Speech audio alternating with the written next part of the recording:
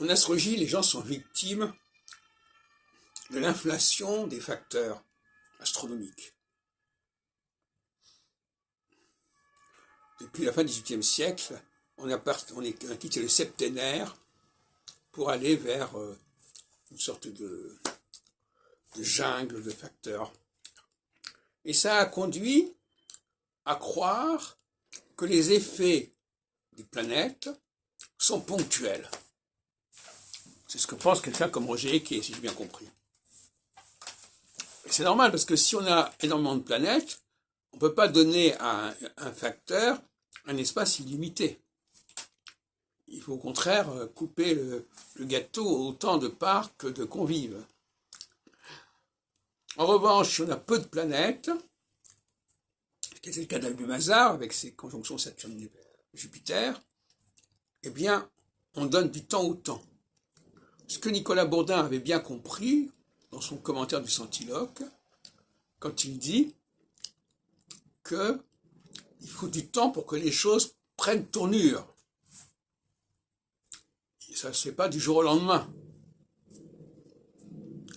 Et il y a une maladie dont il faudrait guérir certains astrologues. Ils ne peuvent pas accepter cette idée que quelque chose va se développer, va prendre forme petit à petit, sur des années. Parce qu'eux, ils sont pressés, ils sont stressés.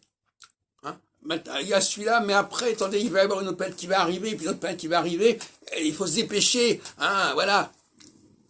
Bon, ça c'est une maladie, et certains astrologues sont malades de cette maladie, et veulent contaminer le milieu astrologique avec cette maladie. Bon. Alors, il vaut mieux arrêter la plaisanterie, comme dirait mon père, les plaisanteries les plus courtes sont les meilleures. Il faut laisser du temps au temps. Lorsqu'une planète entre dans un...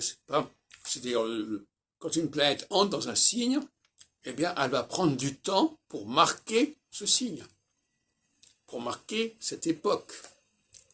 Je donne un exemple qui n'est pas forcément lié à ma propre astrologie, mais de manière générale, c'est comme ça qu'il faut fonctionner.